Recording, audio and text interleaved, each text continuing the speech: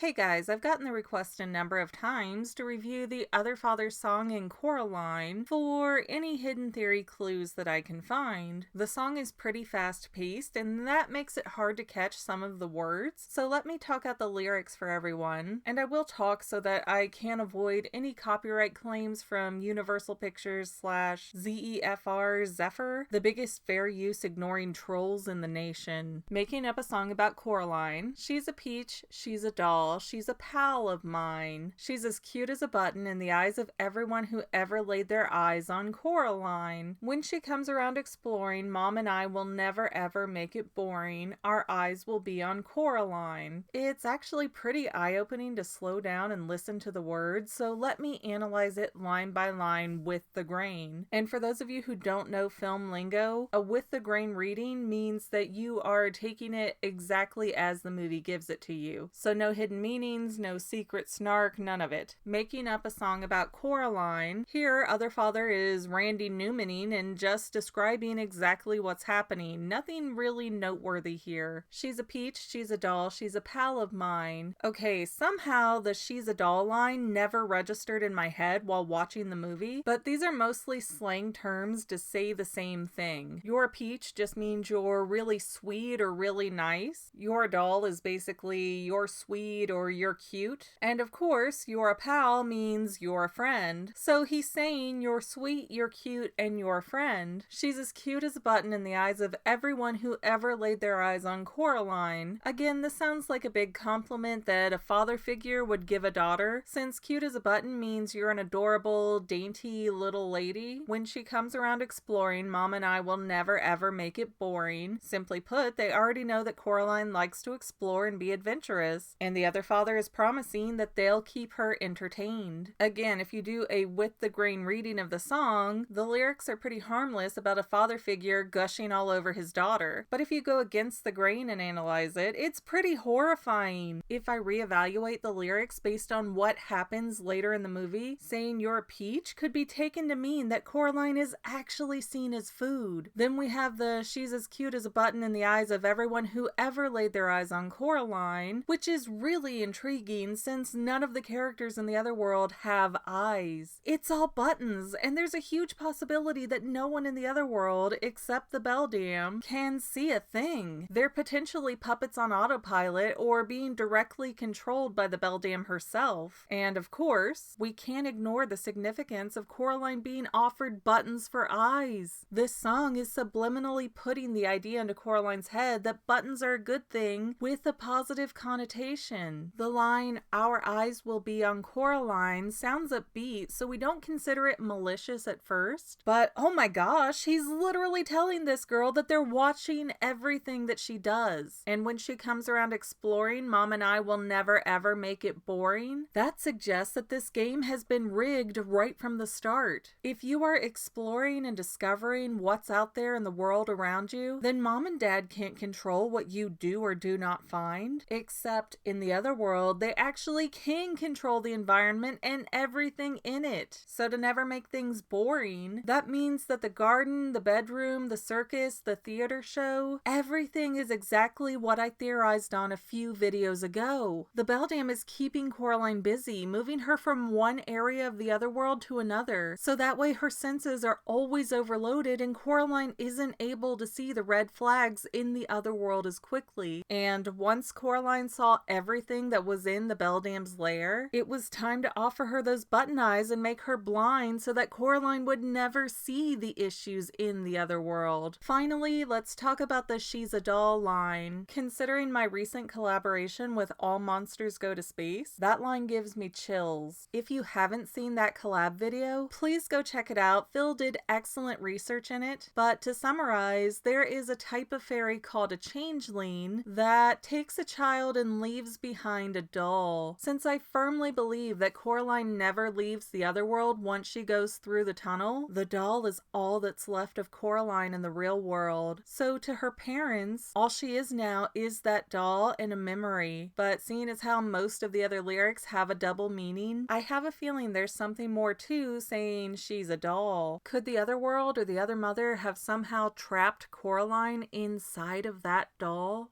What if the Beldam actually does eat the children? children, but their consciousness gets put inside the doll for safekeeping. I don't know, maybe that's too huge of a stretch even for me, since the movie offers no inkling of that being true, but there's something very creepy and deep about calling Coraline a doll in that situation. I just can't quite put my finger on it yet. Yeah, I might be overthinking it, but that's literally my job! Well, that's all I have for now, but this video's not quite over yet. I get a lot of comments that say, do a theory on this topic, but I've already done those theories. So please consider going to my main channel page and clicking on the video tab so that way you can see everything I've done. You will probably find a lot of things you like that you never even knew that I posted. I want to let you know that I also have two other channels, Say Halo Goodbye Gaming and the Fanily Family Vlogs. Thank you so much for watching, and I hope you enjoyed enough to hit subscribe and share. I can use all the help I can get to let other people know that this channel exists. And if you made it this far, leave me a comment that says something like, hey, I made it to the end. And then let me know what kind of videos you want to see in the future. I can't make any promises, but the more people that request something, the more I can look into it. Okay, well, I love you. I'll see you in the next video.